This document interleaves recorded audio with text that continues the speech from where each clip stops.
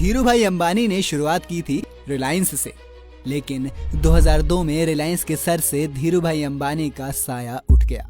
फिर दुनिया को लग रहा था कि अब मुकेश और अनिल मिलकर इस कंपनी को चलाएंगे और धीरूभाई का सपना पूरा करेंगे, लेकिन ऐसा नहीं हुआ। हुआ ये कि रिलायंस दोनों भाइयों में बट गया। इसे नियति का खेल ही कहा जा सकता है कि रिलायंस की शानदार कारोबारी विरासत का बंटवारा कर अलग अलग कारोबार शुरू करने वाले धीरूभाई अंबानी परिवार के दो राजकुमार अनिल और मुकेश अंबानी में आज जमीन और आसमान का फर्क है। एक तरफ जहां मुकेश अंबानी दुनिया में सबसे अमीर बनने की होड़ में हैं, तो वहीं दूसरी ओर अनिल अंबानी अब सड़क पर आने वाले हैं। मुकेश अंबानी की चर्चा हर तरफ है, लेकिन आज हम मुकेश की बात नहीं करेंगे, हम बात करेंगे अनिल अंबानी की और दिखाएंगे आपको कि उनकी ये हालत कैसे हो गई। चलिए शुरू करते हैं। जब धीरूभाई अंबानी जीवित थे तो अनिल अंबानी को वित्त बाजार का स्मार्ट खिलाड़ी माना जाता था। उन्हें मार्केट वैल्यूएशन की आर्ट और साइंस दोनों अच्छे से पता थी। उस दौर में बड़े भाई के मुकाबले उनकी शोहरत ज्यादा थी। धीरूभाई के जमाने में वित्त मामले अनिल और औद्योगिक मामले मुकेश संभालते थे। 2002 में धीरूभाई की मौत हो गई। धीरूभाई अंबानी से रिलायंस का कारोबार मुकेश और अनिल अंबानी को विरासत में मिल गया। दोनों में बाद में जायदाद के बंटवारे को लेकर जमकर विवाद तनाव रहा और आखिरकार मां कोकिलाबेन और परिवार के कई अन्य करीबियों के दबाव में बंटवारा किया गया। मुकेश अंबानी को पुराना पेट्रोकेमिकल कारोबार मिला तो अनिल अंबानी को नए जमाने का टेलीकॉम, फाइनेंशियल सर्विसेज और एनर्जी कारोबार। अब आता है 2007। उस साल की फोर्ब्स की अमीरों की सूची में दोनों भाई मुकेश और अनिल मालदारों की लिस्ट में काफी ऊपर थे। बड़े भाई मुकेश अनिल से थोड़े ज्यादा अमीर थे। अनिल अंबानी 45 अरब डॉलर के मालिक थे और मुकेश 49 अरब डॉलर के। 2008 में कई लोगों का मानना था कि छोटा भाई अपने बड़े भाई से आगे निकल जाएगा। खास तौर पर रिलायंस पावर के पब्लिक इशू आने से पहले माना जा रहा था कि उनकी महत्वाकांक्षी परियोजना का एक शेयर की कीमत 1000 रुपए तक पहुंच सकती है। अगर ऐसा हुआ होता तो अनिल वाकई में मुकेश से आगे निकल जाते, लेकिन ऐसा नहीं हुआ। बहरहाल अब आते हैं 2021 में। आज मुकेश अंबानी 6,24,000 करोड़ से ज्यादा के मालिक हैं, लेकिन 12 साल पहले 45 अरब डॉलर के मालिक अनिल अंबानी अब सिर्फ 600 करोड़ के मालिक रह गए हैं। एक दौर था जब दोनों भाइयों में ये साबित करने की होड़ थी कि धीरू भाई के सच्चे वारिस वही हैं।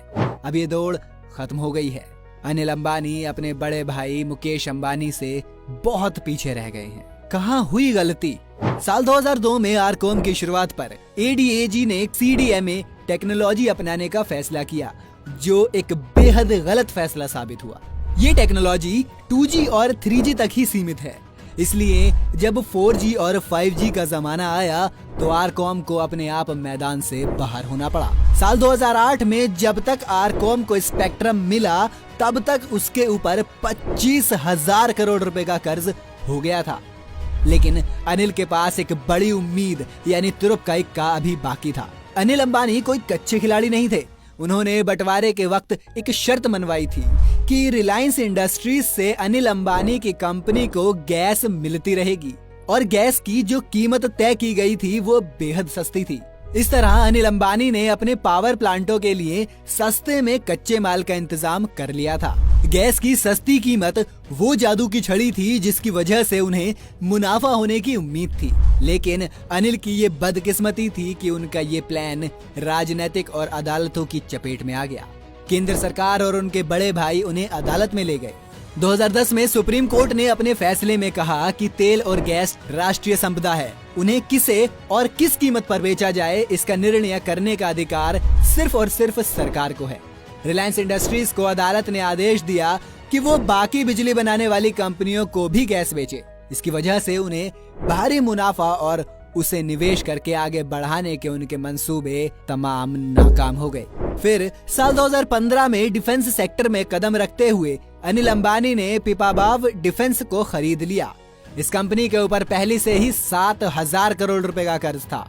आगे चलकर यही करीब 10,700 करोड़ रुपए के कर्ज का भुगतान नहीं कर पाई। फिर आईडीबीआई बैंक और आईएफसीआई ने इसे NCLT में घसीट लिया। अब साल 2018 तक ADAG समूह की कंपनियों के पास 1.72 लाख करोड़ रुपए का कर्जा हो गया था। वित्त वर्ष 2010 के 27,710 करोड़ रुपए की तुलना में वित्त वर्ष 2020 तक आरकोम की आय घटकर 1734 करोड़ रुपए रह गई। जहां एक तरफ कर्जा सिर से ऊपर तक निकल रहा था, वहीं आमदनी घटकर जमीन पर पहुंच रही थी। करीब 46,000 करोड़ रुपए के कर्ज की वजह से ग्रुप की कंपनी रिलायंस कम्युनिकेशन को बैंकरप्सी के लिए कोर्ट का सामना करना पड़ा। यूपीए सरकार के दूसरे दौर के खत्म होने तक 2G स्पेक्ट्रम के कथित घोटाले की वजह से 2 लाख करोड़ रुपए के प्रोजेक्ट फंस गए। ये अनिल अंबानी समूह के लिए एक और झटका साबित हुआ। साल 2018 में अनिल अंबानी ने AGM में घोषित कर दिया कि वो टेलीकॉम सेक्टर से बाहर जा रहे हैं। भारतीय स्टेट बैंक के नेतृत्व में कई बैंकों ने रिलायंस कम्युनिकेशंस और रिलायंस इंफ्राटेल को करीब 1200 करोड़ रुपए का कर्ज दे रखा था। इसके लिए अनिल अंबानी ने पर्सनल गारंटी दी थी। नेशनल कंपनी लॉ ट्राइब्यूनल ने अनिल अंबानी के खिलाफ दिवालिया प्रक्रिया शुरू करने का आदेश दे दिया है। साल 2008 में अनिल अंबानी के रिलायंस समूह की कंपनियों की मार्केट वैल्यू करीब 4 लाख करोड़ रुपए तक पहुंच गई थी, लेकिन अब उनकी सभी कंपनियों की कुल मार्केट वैल्यू करीब 2000 करोड़ रुपए ही रह गई है।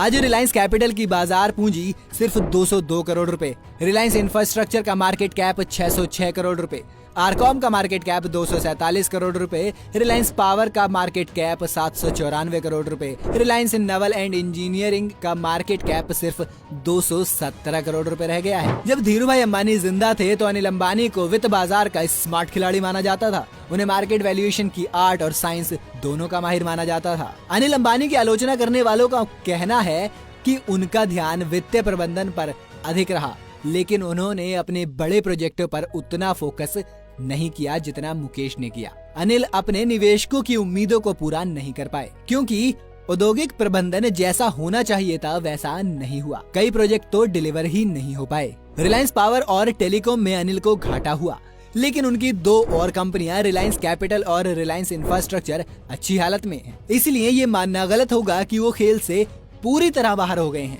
इन दोनों कंपनियों के शेयर के भाव काफी अच्छे हैं, लेकिन अनिल की चुनौती ऐसी हालत में इनका आकार बड़ा करने की होगी।